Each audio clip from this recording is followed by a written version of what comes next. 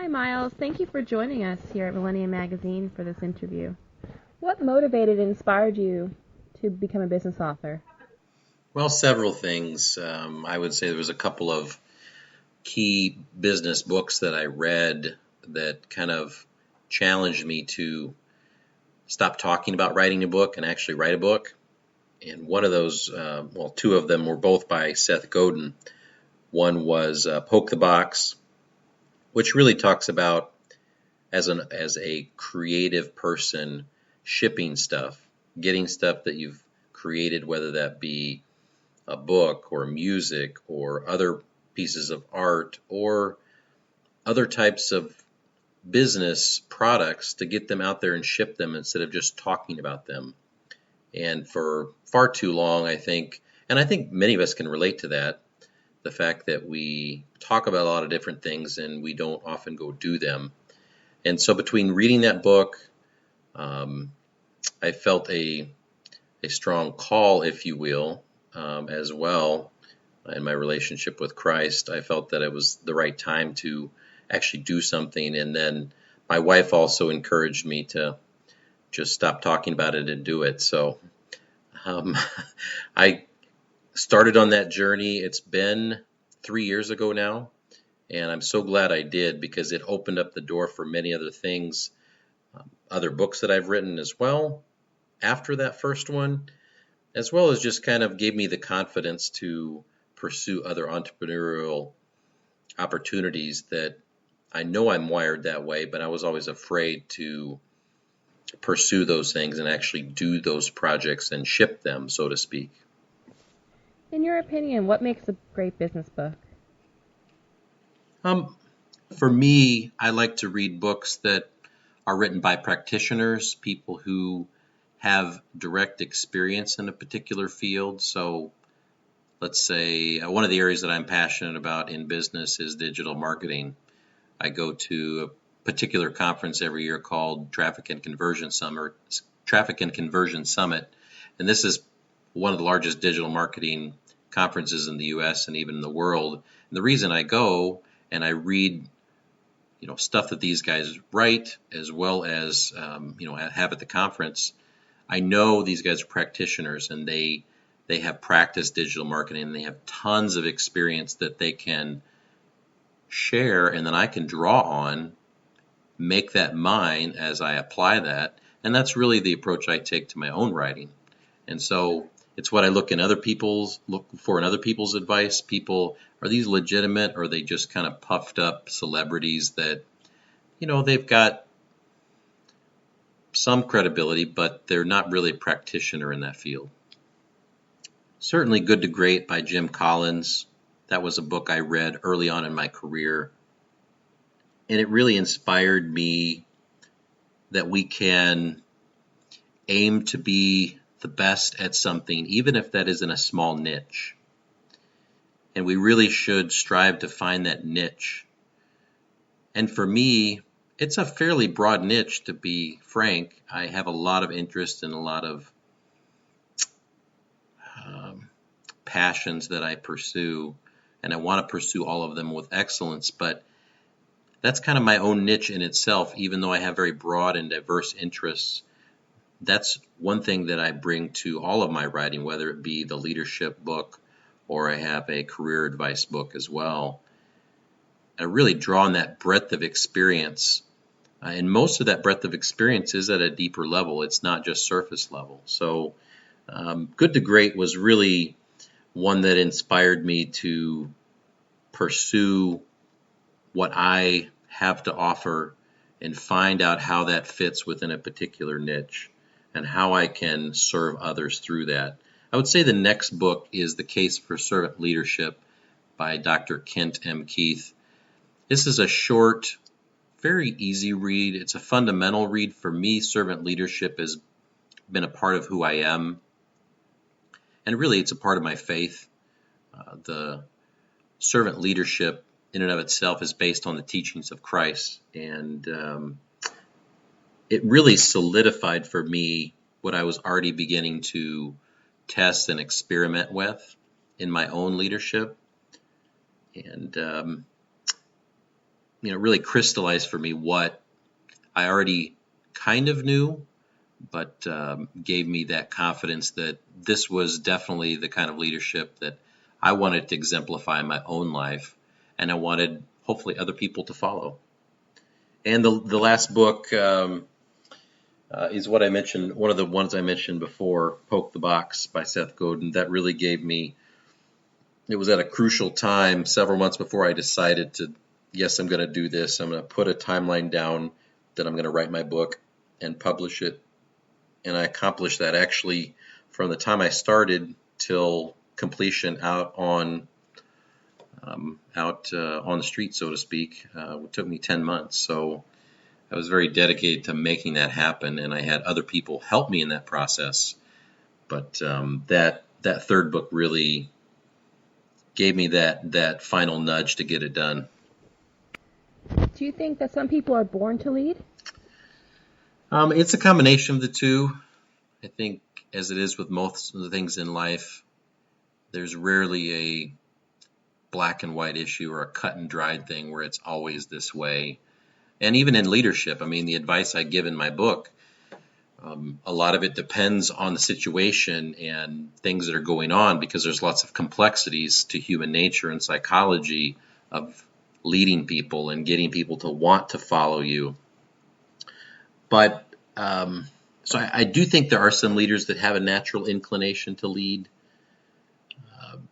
but there is a part. It's kind of the nature versus nurture concept that is applied to different fields, and I think it certainly applies here. I definitely think there are certain people that are wired that way, that are more naturally leaders, but I do think most people can learn to lead. It's not easy, because if you don't have a natural inclination to lead, it can be challenging. But I think all of us, even those who have a desire or feel like they have that inner wiring to lead, I think to lead well and to lead as a servant leader takes a high level of humility to do that. That doesn't mean that it's something that we just are subservient to people, but choosing to lead somebody or to lead a team is very challenging. There's so many personalities involved, life circumstances that cause all kinds of challenges in people's lives that come out in work, and that's not all it's cracked up to be. And really, that's why I wrote the title called "Why Leadership Sucks," because it is hard, it's stressful, it's more challenging, and it's not what it's cracked up to be. What attributes do you personally look for in a leader? Well, I think there's a lot of attributes that successful leaders have. I think some of the ones I look for are someone who's inquisitive, somebody who can, especially today, you need to be able to adapt, and being inquisitive by nature will help you ask questions. I mean, great leaders ask great questions. They know how to probe and dig deeper, not necessarily to get their own way, but to understand the situation.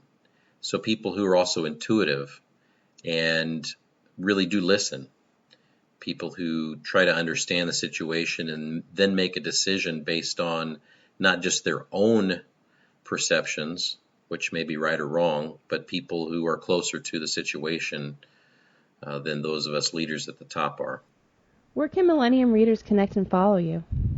Yeah, I'd love to connect with Millennium's readers on Twitter or LinkedIn. I definitely am very engaged on Twitter. You can also go to my blog, just to milesanthonysmith.com/blog. And I regularly write in-depth leadership, career, and even digital marketing case studies, more long-form blog posts on there that many people find very intriguing and helpful, in addition to what I provide in my books. Do you have a special offer for Millennium subscribers? Yeah, I would. I would say that for any of the readers of Millennium Magazine, if you purchase one of my audiobooks on Audible or Amazon for that matter, or iTunes, you can just send me an email. Go to my website, milesanthonysmith.com, and you can find a contact form on there and send me an email. Hey, I got Why Leadership Sucks or Becoming Generation Flux, and I'll send you a complimentary download code for the other book. What are you working on now? I'm working on a companion book to Why Leadership Sucks. It's really just a part 2 book that is a continuation and additional servant leadership fundamentals, different situations that I've been through. And so it's kind of an extension of that book. The other companion book, I have a book out right now called Becoming Generation Flux, Why Traditional Career Advice is Dead and basically what to do about it. And the companion book I'm writing right now is called Recruiting and Retaining Generation Flux.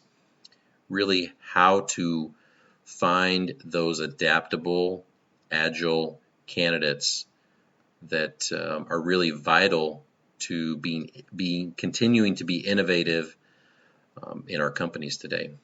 One of the other books that I'm excited about and in the idea stage at this point is something that will come after these 2 companion books. It's called The Serial Specialist, and it really, for me, was a watershed moment in my career when I finally realized that, well, let me back up. I had, for many years, thought of myself as a generalist, as opposed to somebody who's a specialist. And most people go into a career these days, they go to college, get a degree in a specific specialty, and they stay within that specialty, generally speaking. And really, I've had very broad experience, both business as well as nonprofit, and my leadership experience has been broadly operations, including marketing and even accounting, which makes me kind of an odd candidate, and where most companies don't know where to place me because I don't have a very specific, narrow niche that I've had my career in. However, I came across somebody who reached out to me based on the book I wrote called Becoming Generation Flux. And this lady is named Bethany. She is a pilot for UPS, believe it or not, and she's actually doing her doctoral dissertation on the concept of Generation Flux. So she reached out to me. We had a phone conversation. We got to chatting. I was just sharing a little bit of my past and some of my career and why I wrote the book and the challenges that I went through and why I wanted to share those with other people. And I also mentioned the concept that, I believe I'm a generalist in my career. And she almost immediately said, Miles, you're really a serial specialist. And it really took me back. I'm rarely speechless because I like to talk. But it made me stop and think. And I really did some soul searching after that. And what she went on to explain is the concept of a serial specialist is different from a generalist in that a generalist has lots of experience, but it's very shallow in nature. My experience has been in many different niches, but at a much deeper and more sophisticated level. So I'm really excited about the book, and I recognize I need to get these other 2 companion books done, and then I can be able to focus on this concept of the serial specialist, because I believe companies are not equipped, most companies are not equipped at all to identify these people, hire them, and then retain them. They usually, and I think most companies just don't even realize this, they usually repel them, and even if they hire them, they don't stay very long. Because these people are very innovative, they can truly understand and execute lots of different things at a much deeper and sophisticated level than just somebody who's a generalist who knows a lot but doesn't have a lot of deep experience in all those areas. So I think this is huge. I think this is a concept that is out there. It's not something I've come up with. Obviously, this pilot mentioned it to me, but there's no one book on the topic of serial specialist. And it's just part of, I would say, a handful of books that she's mentioned and that I've done in my own research. So, you stack that up against the other books that I've written, I think they're very valid, and they've really gotten me to a place in my career where I can share that and begin to share my experience and build my writing skills. And those are preparing me for what I think is a potentially much more commercially viable title in the serial specialist. So my goal is to write 10 books, and I have, I think, 7 or 8 of those concepts. They're certainly not all written, but I will get there. And for me, it's about sharing my story and sharing, really the struggles. And I think that's where most of the really good advice comes from other people's challenges and stuff they've had to wrestle with and work through and come out on the other side. And it not only inspires people, but it gives people hope that, hey, if that person struggled with X, and came out on the other side and they were better for it, even though they have a few battle scars, which I do, hopefully that encourages and inspires other people along their journey. I appreciate your time as well and look forward to connecting and communicating with Millennium readers.